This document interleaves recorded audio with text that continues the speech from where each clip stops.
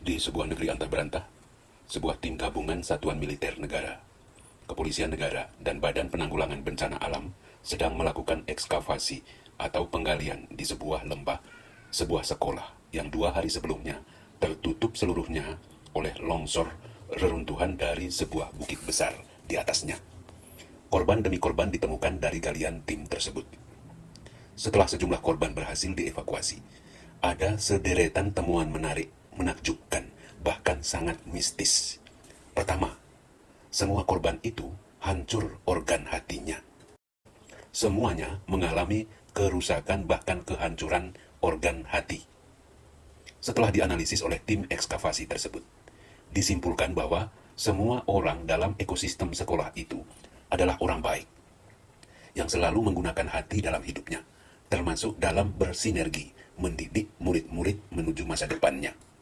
Hati mereka selalu dipakai.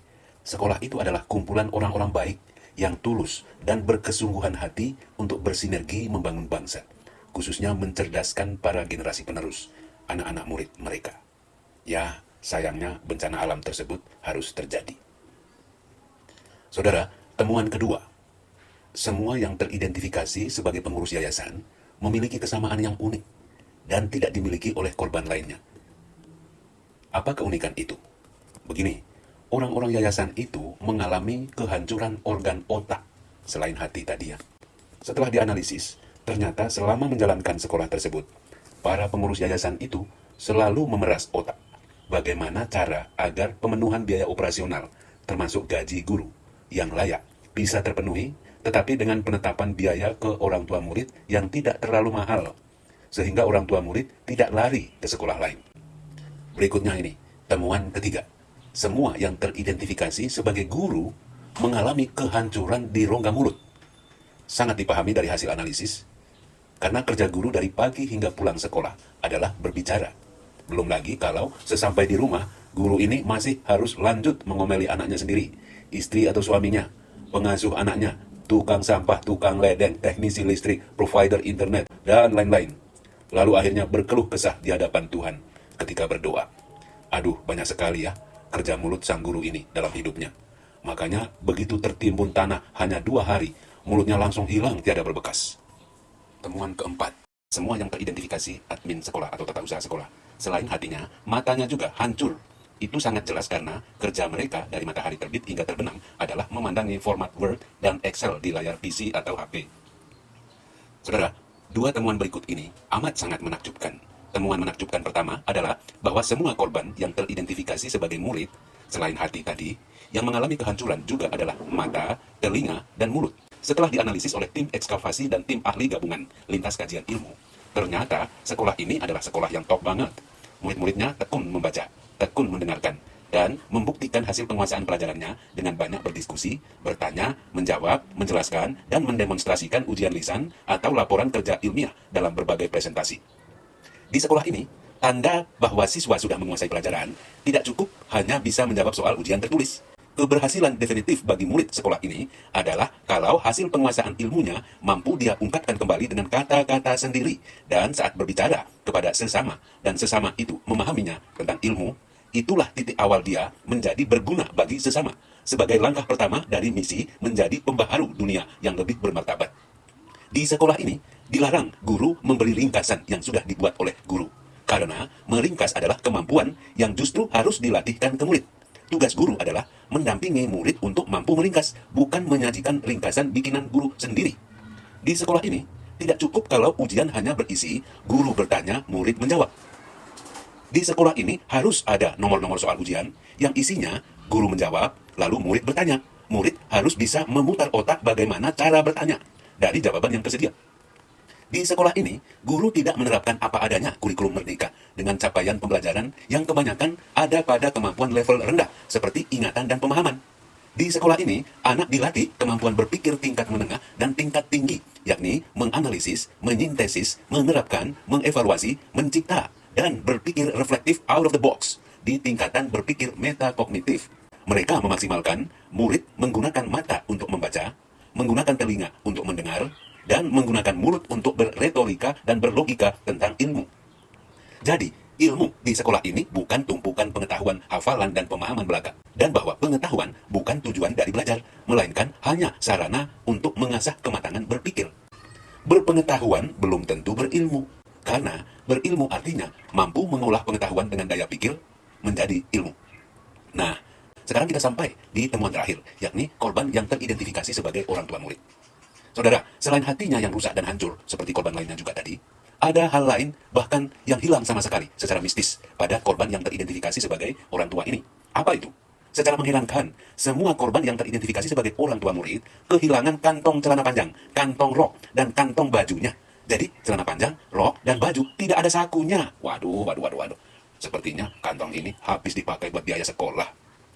Bapak Ibu yang kami hormati, kita sebagai orang tua pasti memakai hati untuk menyayangi anak-anak kita dengan segala daya upaya yang kita miliki. Tetapi bisa jadi juga loh, badan kita masih berdiri tegak, hati kita sudah remuk duluan, karena sering makan hati dengan anak kita. Anak diharapkan sudah bisa melakukan ini dan itu, tetapi kesadarannya masih kurang, walaupun sering diingatkan. Kita sedang mencuci piring sendirian di dapur. Anak ditunggu inisiatifnya membantu, namun tidak kunjung join ke dapur. Mau disuruh, takut prinsip kesadaran runtuh. Mau dibiarkan, tunggu sampai kapan? Saat itulah makan hati terjadi. Makanya hati kita ini memang sering dipakai. Bapak Ibu yang kami hormati, keluarga adalah institusi pendidikan pertama dan utama. Sekolah memformalkan penyelenggaraan pendidikan itu. Apa yang terukir di rumah, itulah yang terpancar di sekolah. Maka, mendampingi anak di rumah bersifat sangat mendasar, fondasional. Itu membutuhkan dua syarat. Syarat pertama harus bermakna. Sedangkan syarat kedua pendampingan di rumah adalah harus konsisten. Bermakna artinya tidak boleh hanya sambil lalu. Tidak hanya menetapkan kriteria di awal lalu menunggu di garis finish. Kita tidak boleh hanya basa-basi, tadi belajar apa di sekolah sayang? Dan setelah itu kita tidak kelihatan memberi hati kepada jawaban atau cerita anak kita itu. Kita tidak membuka buku pelajaran dan buku catatannya, walaupun sesekali. Nah, itu keliru. Kita kurang memahami suka duka belajarnya. Itu juga keliru. Kita mestinya sering menyinggung soal nomor ini dan nomor itu yang diceritakan anak.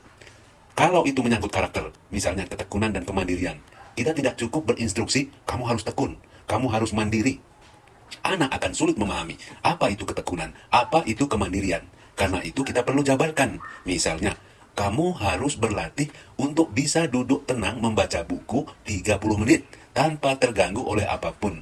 Misalnya itu untuk anak SD. Kalau SMP dan SMA lebih tinggi lagi. Kalau TK bisa 15 menit atau 20 menit. Jangan beranjak dari situ, nah. Baca terus.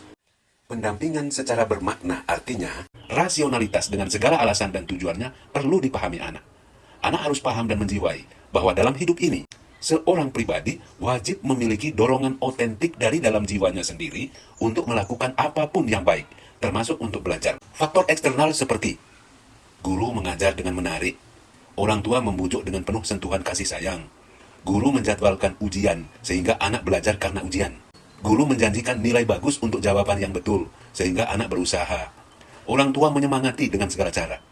Itu semua adalah faktor eksternal yang kalau ada, maka itu menjadi bonus bagi motivasi anak.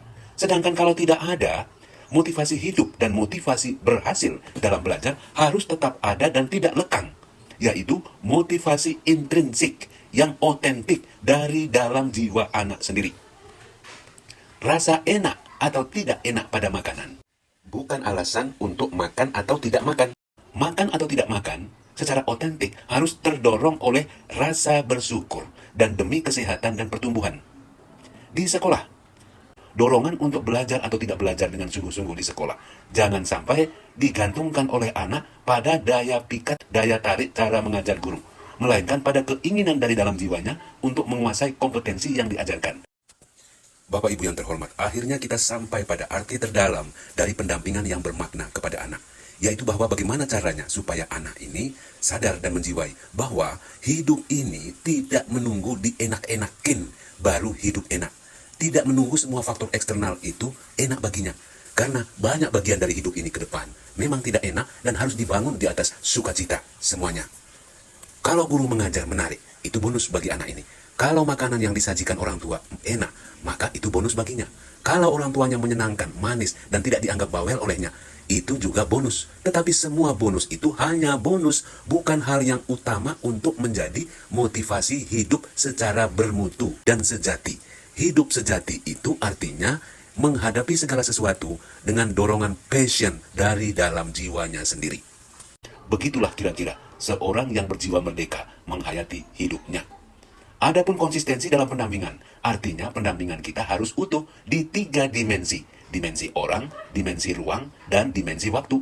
Dimensi orang maksudnya, kalau anak kita arahkan untuk tertib mengelola barang pribadi, termasuk memasukkan buku ke dalam tas secara lengkap, menaruh sepatu dan kaos kaki di tempat yang benar sepulang sekolah, dan lain-lain, maka secara dimensi orang, harus dapat kita jamin bahwa semua orang dalam keluarga itu harus seperti itu. Jangan sampai kita mengajarkan anak tentang tertib mengelola barang pribadinya, sementara kalau sang ayah mau keluar rumah, harus membangunkan satu rumah untuk mencari kunci kendaraan. Atau mau memperbaiki colokan listrik, harus terjadi drama panjang mencari obeng, tang, tespen, dan isolasi listrik. Dimensi ruang dari aspek konsistensi adalah menyangkut hal yang dijadikan pembiasaan baik. Kalau anak diajarkan mandiri dalam hal mengatur buku pelajaran, maka kemandirian dalam hal yang lain juga harus sejalan, yakni mandiri tidur, mandiri makan, mandiri bangun pagi, mandiri mulai belajar, mandiri tata kelola penggunaan gadget, dan seterusnya. Maka dia akan memahami kemandirian itu dalam satu keutuhan tentang hidup, bukan hanya parsial dalam hal belajar atau dalam hal memasukkan sepatu saja. Adapun dimensi waktu dari konsistensi, artinya pendampingan kita tidak lekang oleh perjalanan waktu. Jangan sampai kita seingatnya, hari ini kita berbusa-busa dengan anak tentang durasi belajar. Sedangkan besoknya kita lupa sendiri. Kalau demikian, maka agak sulit dijamin bahwa lusa atau seterusnya anak itu akan beraktivitas belajar rutin sebagaimana yang kita inginkan. Akhirnya, pribadi merdeka adalah pribadi yang bebas dari suruhan, karena sebelum disuruh, dia sudah melakukannya. Barometer tumbuh kembang anak dalam hal karakter bukan terletak pada sudah bisa, melainkan sudah biasa. Jangan bangga berlebihan ketika anak bisa, melainkan banggalah sebangga-bangganya kalau anak itu biasa. Biasa melakukan hal yang dia sudah bisa.